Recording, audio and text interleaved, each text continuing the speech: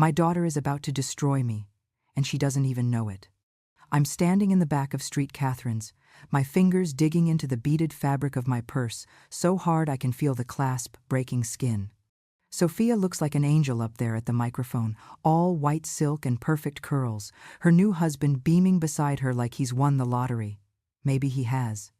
He doesn't know what I know. I just want to say, Sophia begins, her voice clear and bright, carrying over the 200 guests packed into the pews, that today isn't just about becoming Mrs. Chen. It's about finally leaving something behind. The crowd chuckles. I feel my knees start to shake. I know this sounds terrible, she continues, laughing that musical laugh I used to sing her to sleep with. But I've always hated being a Rodriguez. Sorry, Mom. Everyone turns to look at me. I force a smile, wave weakly. My face feels like concrete. There's just something so heavy about it, you know? Sophia's still talking, oblivious. It never felt like mine. Like I was carrying someone else's baggage my whole life. But today, I get to put it down. Today, I get to be someone new. The applause is deafening. I can't breathe. A woman next to me leans over, whispers, "Oh, she's so funny. You must be so proud." I nod. My vision is blurring at the edges. Because Sophia doesn't know. She has no idea that Rodriguez isn't real. That 23 years ago, I sat in a Denny's parking lot at 2 a.m. with a 6-month-old baby in my lap and handed a man named Eddie $2,000 in cash, every penny I had for 2 birth certificates, 2 social security cards, and a promise that my real name would disappear forever. To new beginnings. Sophia raises her champagne glass.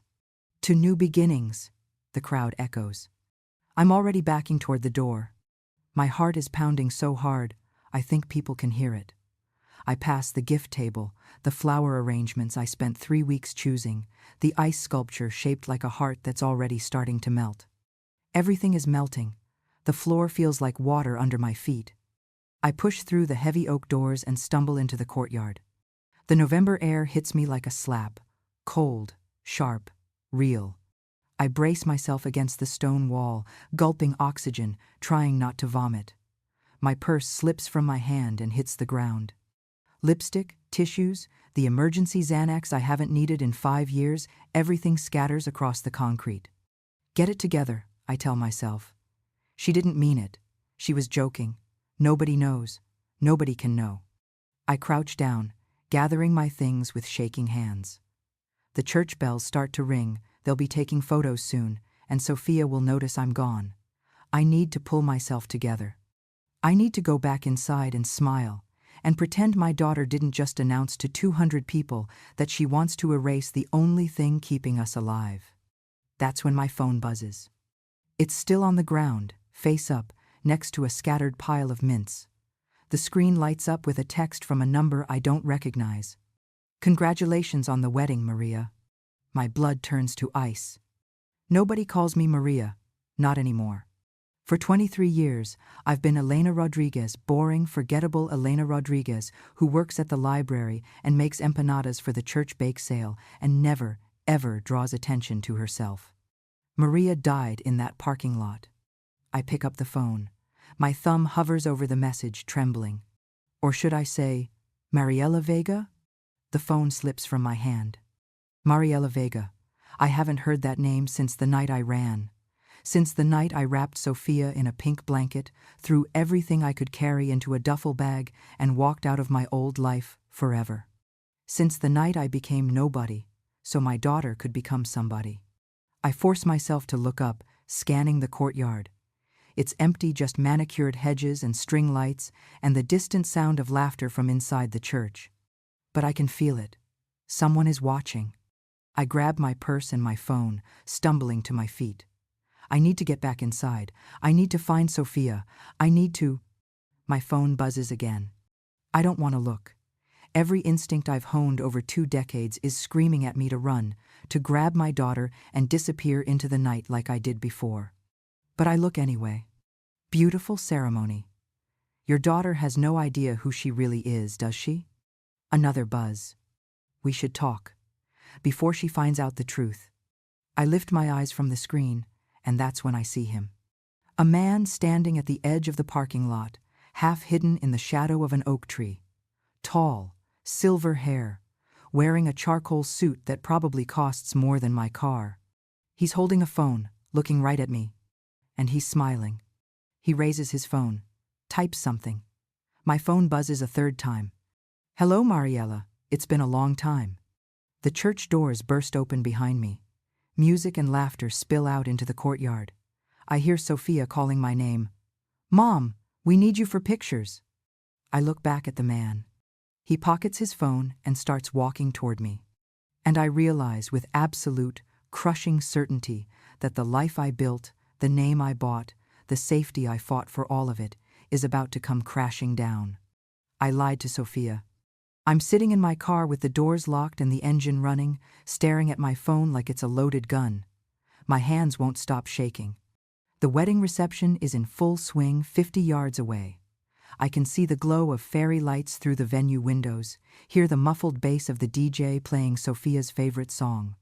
I should be in there, dancing, crying happy tears, being the proud mother. Instead, I'm having a panic attack in a Honda Civic, reading a text message from a ghost. "Hello, Mariella, it's been a long time." I told Sophia her father died before she was born. A car accident, quick and painless. I even showed her the fake obituary I printed from the library computer when she was 12 and started asking questions. She believed me. She always believed me. "It's not real," I whisper to myself, my breath fogging the windshield. "It's a prank, some sick joke. Nobody knows. Nobody." My phone buzzes again. "Still driving that same blue Honda? You always were sentimental." I look up sharply, scanning the parking lot through the streaked glass. Cars everywhere, shadows between them. My pulse is jackhammering in my throat. Then I see him again.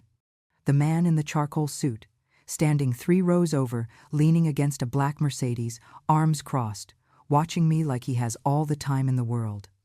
Our eyes meet. He smiles. And suddenly, I'm 28 again. 23 years ago. Different city, different name, different life. I'm standing in front of the bathroom mirror at 3 in the morning, trying to cover the bruises on my arms with the last of my concealer. Sophia is crying in her crib, 6 months old, hungry, always hungry because he controls the money and I have to beg for formula. "Mariella!" His voice echoes up the stairs. Dangerous, sharp. "Get down here. Now." My hands freeze. The concealer stick falls into the sink. I know that tone. I've learned every variation of it in the 4 years since I made the worst mistake of my life and married Javier Vega. I find him in the kitchen, tie loosened, whiskey glass in hand, phone pressed to his ear. "I don't care what the judge says," he's saying to someone. "That property is mine. Tell him if he doesn't sign by Monday, he'll regret it." He hangs up, looks at me. His eyes are cold, empty. The same eyes that used to make me feel special, chosen, loved. "Baby's crying," he says flatly. "I know. I'm going to—" "So go." I turn to leave.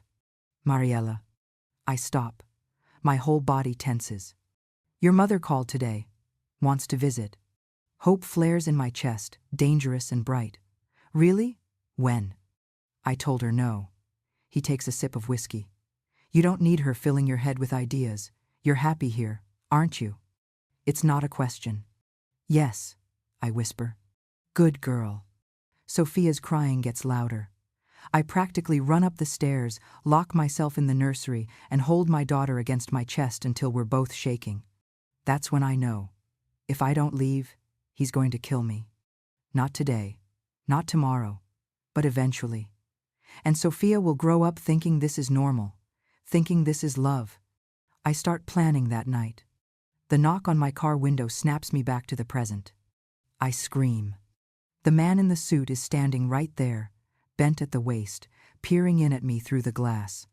Up close, I can see the lines around his eyes, the expensive watch, the wedding ring that catches the light. He makes a rolling motion with his hand. Lower the window. Every instinct I have screams drive, just slam the gas and get out of here. But if I run now, he'll go inside. He'll find Sofia. I crack the window 2 inches. "Hello, Mariella," he says. His voice is smooth, cultured, nothing like Javier's. "You look well. Time's been kind to you." "I don't know who you are," I say. My voice comes out steadier than I feel. "And that's not my name." "No?" He tilts his head. "Then why are you sitting out here, shaking like a leaf, instead of dancing with your daughter?" I say nothing. He sighs, pulls out his phone, taps the screen a few times, then holds it up to the window. I see a photo, old, faded. A young woman in a yellow dress, holding a baby, standing next to a man in an expensive suit. The woman is smiling, but her eyes are hollow. The woman is me. "Javier kept this in his wallet," the man says quietly.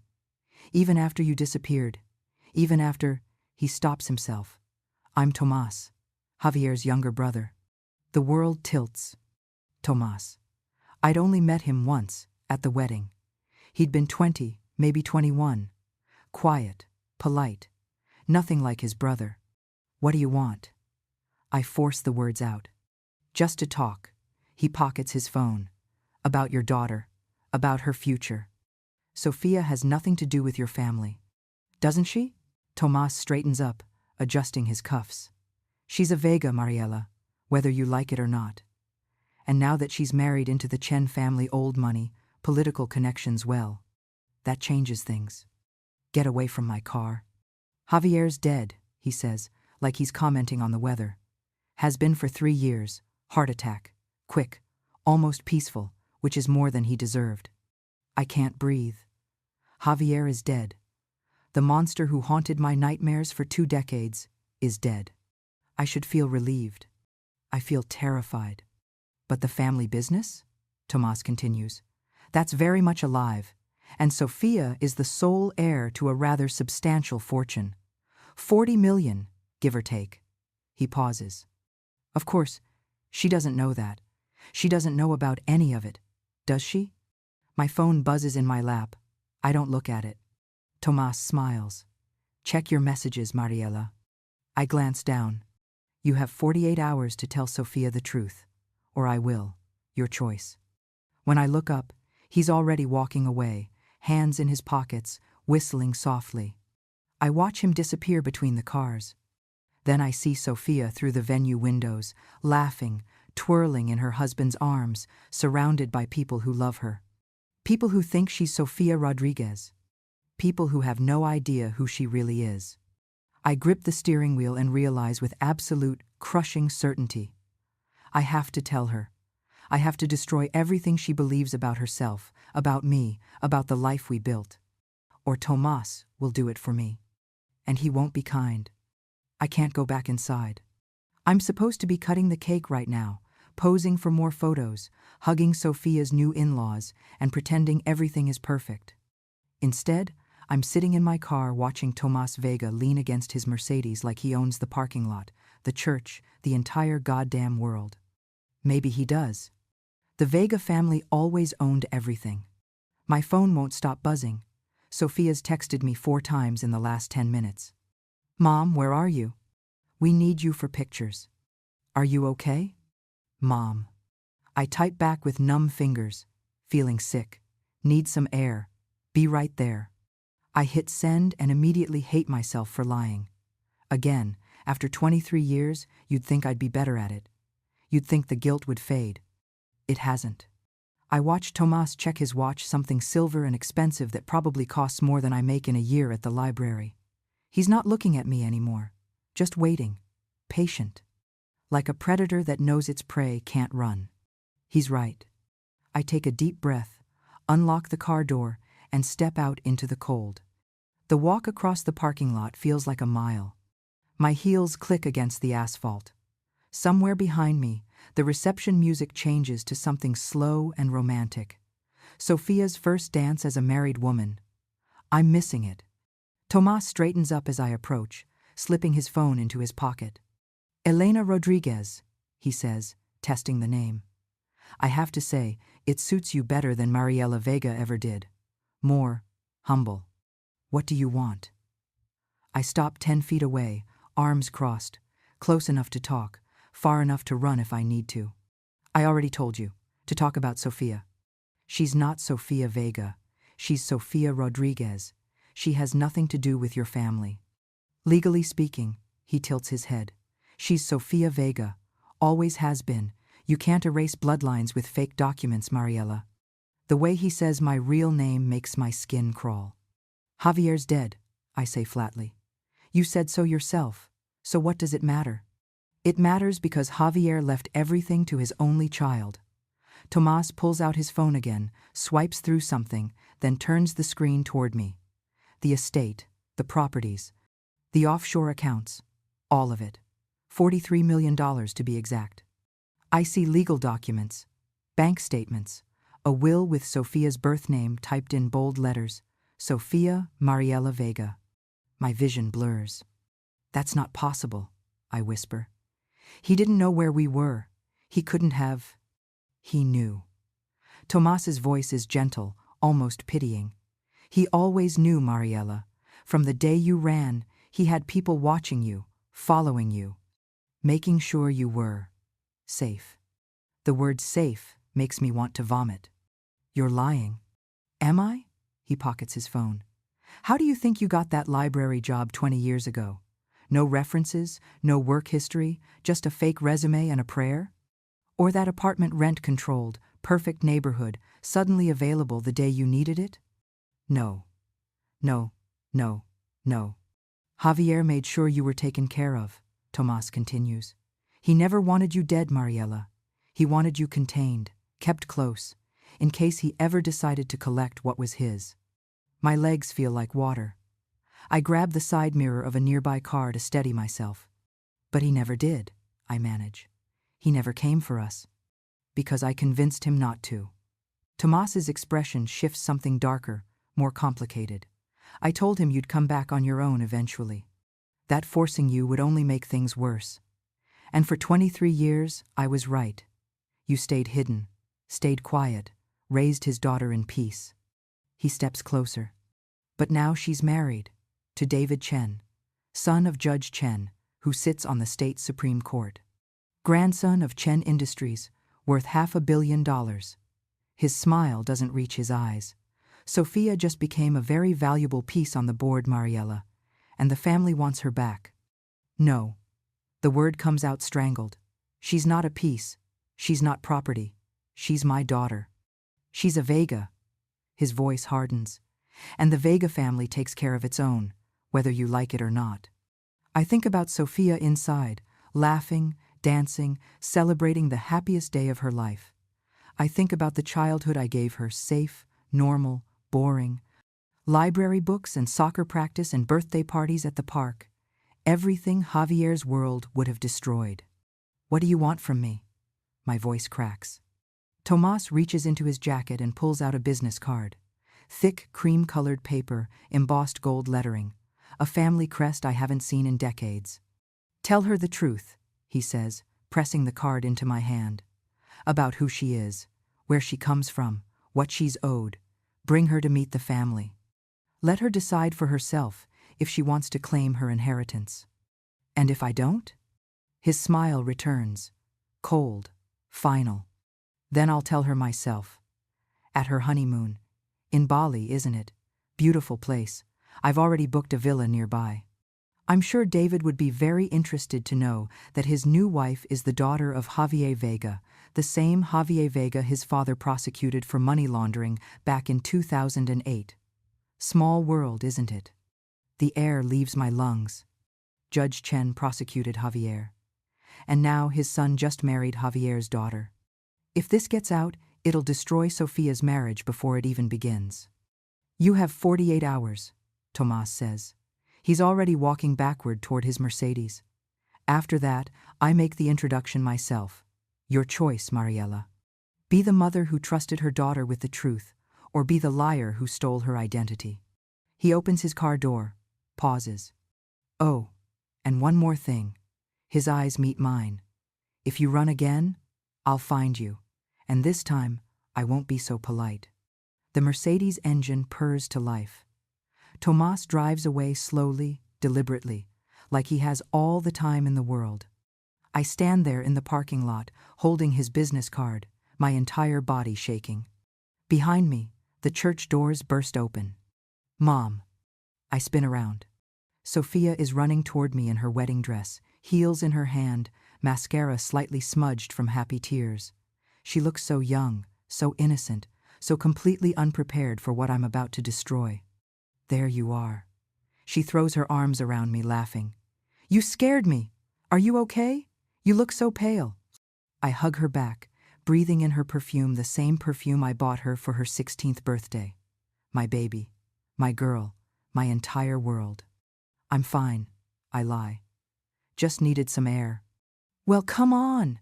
David's parents want to do a toast, and I told them you'd say something too. She pulls back, grinning.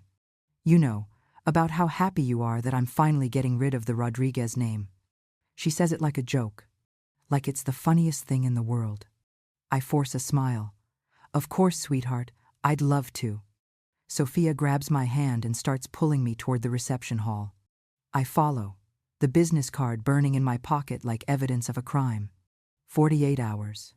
48 hours to figure out how to tell my daughter that everything she knows about herself is a lie. 48 hours before Tomas Vega takes that choice away from me forever. I don't sleep. I lie in bed, staring at the ceiling, listening to the clock on my nightstand tick away the hours. 48, 47, 46. Every second, bringing me closer to the moment when everything falls apart.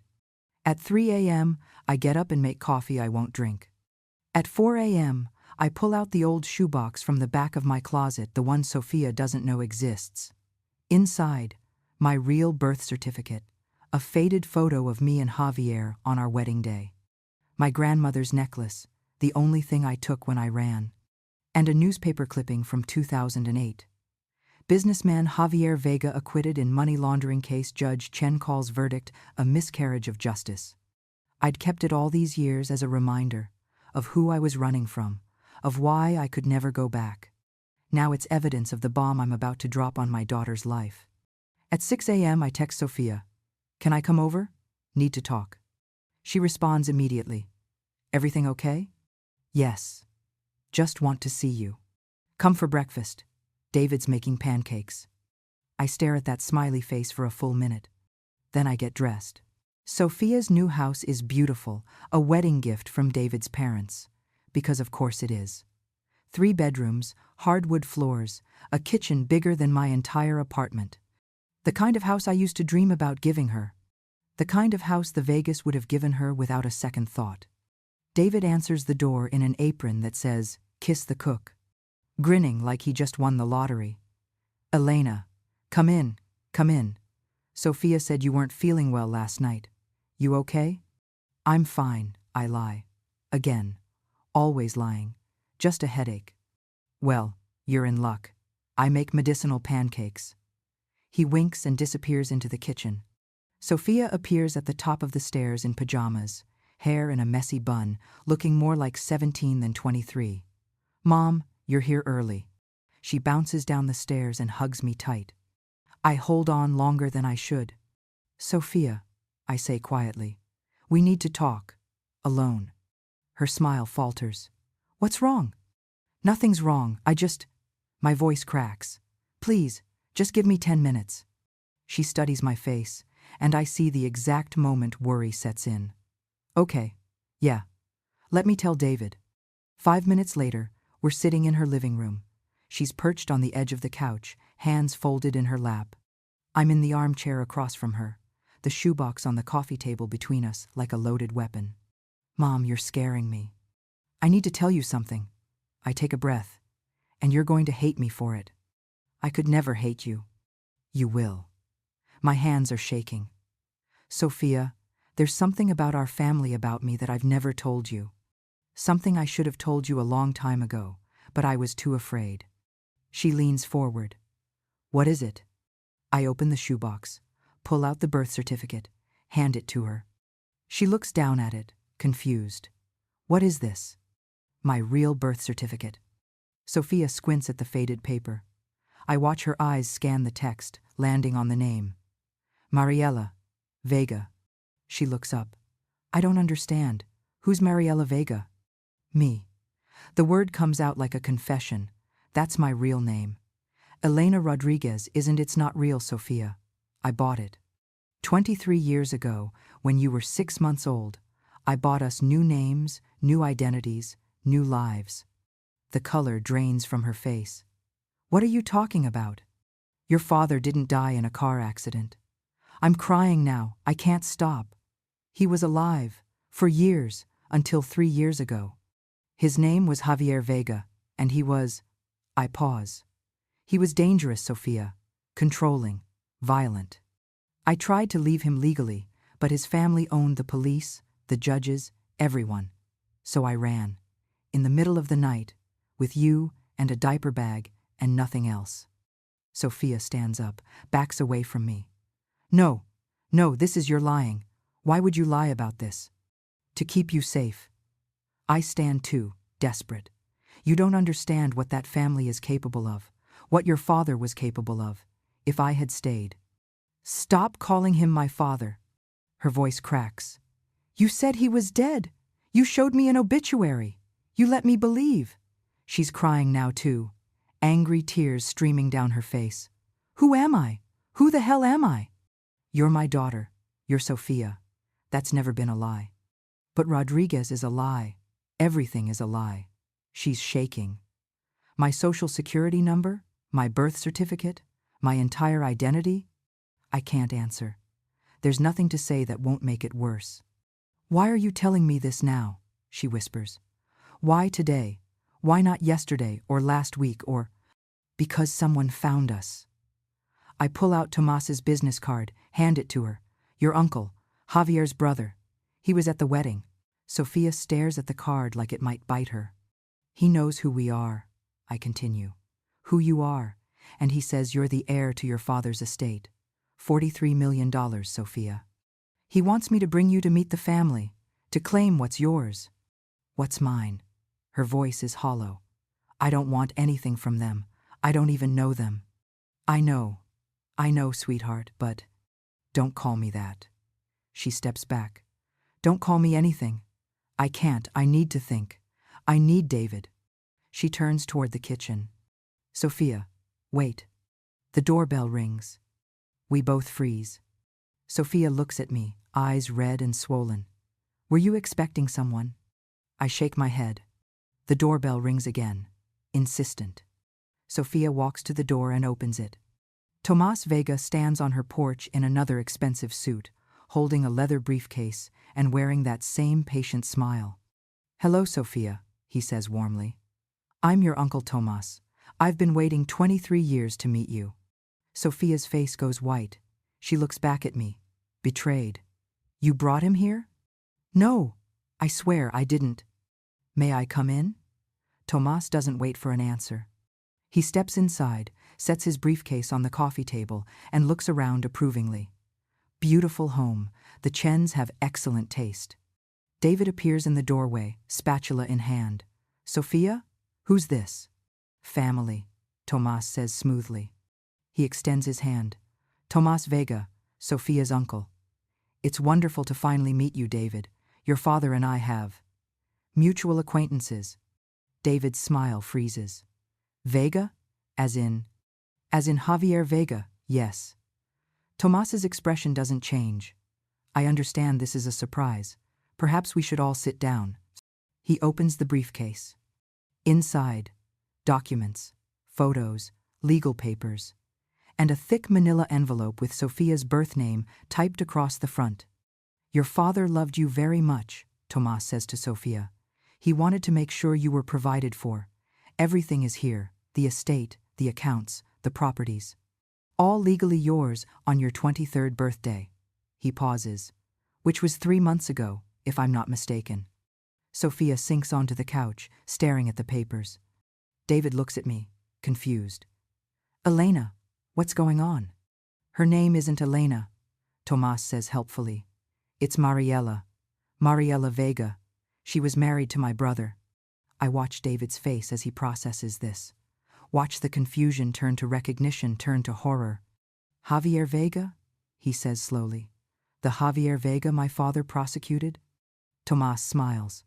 The very same. Small world. David looks at Sophia. At me. Back to Sophia. Your father was. I didn't know, Sophia whispers. I swear, I didn't know. Of course you didn't. Tomas sits beside her, gentle, concerned. Your mother kept you in the dark, stole your identity, your heritage, your birthright. He pulls out a photo, young Sophia, maybe 6 months old, in Javier's arms. She took you away from a family that loved you, that wanted to give you everything. That's not true, I say. But my voice sounds weak, even to me. Isn't it? Tomas looks at me. You ran because you were scared.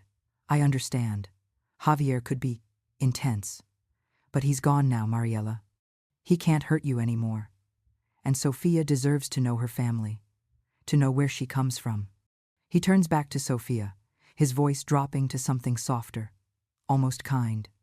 I can tell you about your father, your grandparents, your cousins. I can show you the estate where you were born, where you were supposed to grow up. He gestures to the papers. Or you can walk away, refuse the inheritance, pretend none of this exists. It's your choice, Sophia. For the first time in your life, it's actually your choice. Sophia looks at the photos spread across the table, at the legal documents, at the face of a man she never knew was her father. Then she looks at me. And I see it, the exact moment I lose her. I want to know, she whispers. I want to know everything. Tomas smiles. David puts down the spatula. And I realize that Tomas didn't need 48 hours at all. He just needed 10 minutes alone with my daughter. For 2 days, I don't hear from Sophia. I text her, call her, leave voicemails that start confident and end desperate. Please, just talk to me. Let me explain. I did what I thought was right. Nothing. David finally responds on the second night. She needs space. Please respect that. Space. Like 23 years of raising her alone means nothing now. Tomas sends me updates. He wants me to know he's winning. Day 1. Lunch at the estate. Sophia loved the gardens. Day 2. Met her grandmother. They cried together. Beautiful moment. Each text is a knife between my ribs. I spend the days cleaning my apartment obsessively, organizing drawers that don't need organizing, washing dishes that are already clean. Anything to stop thinking about Sophia sitting at some long table in the Vega mansion, surrounded by people who smell like money and power, listening to them rewrite her history. Listening to them tell her, I'm the villain. Maybe I am. On the third night, I'm sitting on my couch staring at old photo albums when someone knocks on my door. It's 11 p.m. Nobody visits me at 11 p.m. I look through the peephole. Sophia. I fumble with the locks, hands shaking, and pull the door open. She looks exhausted, hair pulled back, no makeup, wearing sweatpants and one of David's hoodies. Her eyes are red like she's been crying for days. Can I come in? Her voice is hoarse. I step aside. She walks past me into the apartment, and I catch the faint smell of expensive perfume that isn't hers, someone else's world clinging to her skin. Do you want tea? I ask. Or I could make. I went to the estate. She doesn't sit, just stands in the middle of my tiny living room, arms wrapped around herself. Uncle Tomas gave me the full tour. 3 stories. 10 bedrooms. A library bigger than the one you work at. Olympic pool, tennis courts. Staff quarters. I say nothing. What is there to say? He showed me my father's study. Everything exactly how he left it. Her voice cracks. There's a photo of me on his desk. Baby photo. I'm wearing this little pink dress and laughing, and he's holding me like... She stops, wipes her eyes, like he loved me. Sophia. He kept my room, she continues. My nursery, for 23 years. Exactly the same. Like he was waiting for me to come back. The guilt is crushing. I can barely breathe. They told me stories. About holidays. About traditions. About who I was supposed to be. She finally looks at me. Tomas introduced me to my grandmother. Did you know she's been looking for me my entire life? She hired private investigators, spent hundreds of thousands of dollars trying to find us. To control you? I manage. Not to love you. That's what you keep saying. Her voice rises. But where's your proof, Mom? Where's the evidence that they're these terrible people? Because all I see is a family that wanted me, that missed me, that… Your father put me in the hospital twice, I say quietly. Sophia stops. Once, when I was pregnant with you, because I suggested we spend Christmas with my mother instead of his family. I pull up my sleeve, show her the scar on my forearm. He broke this. Threw me down the stairs. Told the ER doctor I'd fallen. Sophia's face goes pale. The second time was 2 weeks before I ran. I'd tried to open a bank account without telling him. He found out. I turn around, lift my shirt just enough to show the scar on my lower back. Broke a bottle. Told me if I ever tried to leave him, he'd make sure I never saw you again. I lower my shirt. Face her. I didn't run because I was scared, Sophia. I ran because I knew if I stayed, he would kill me. And you'd grow up thinking that's what love looks like. She's crying now, silently, tears streaming down her face. The Vegas aren't a family, I continue. They're a machine. They consume everything they touch. Your grandmother didn't spend hundreds of thousands looking for you because she loved you. She did it because you're a Vega, and Vegas don't lose. They don't let go. They don't accept no. But Tomas showed you the mansion, the money, the legacy. I step closer. Did he show you the police reports? The restraining orders I tried to file that mysteriously disappeared? The hospital records? Sophia's silent. He took you to the estate, I press. Did he take you to the courthouse where your father was tried for money laundering? Did he mention the 3 witnesses who testified against him and then vanished? Did he tell you about the journalist who wrote an exposé on the Vega family and died in a car accident 2 weeks later? Stop. Her voice is barely a whisper. You want the truth? Here it is. Your father was a monster. His family enabled him, protected him, funded him. And now they want you because you're worth $43 million and a connection to Judge Chen's family. I'm crying too now. They don't want you, Sophia. They want what you can give them. She sinks onto the couch, head in her hands. We sit in silence for a long time. Tomas said I could see the documents, she finally says. The hospital records, the police reports, everything you're claiming exists. And I asked to see them yesterday. She looks up. He said they were sealed, confidential, that it would take time to get copies. I feel something unclench in my chest. Then today, he took me to meet the lawyers. They had papers ready for me to sign. Transfer of assets, power of attorney. They said it was just a formality. She wipes her eyes. David was there. He's a lawyer too, remember? He read through everything and told me not to sign anything. Said it wasn't a formality.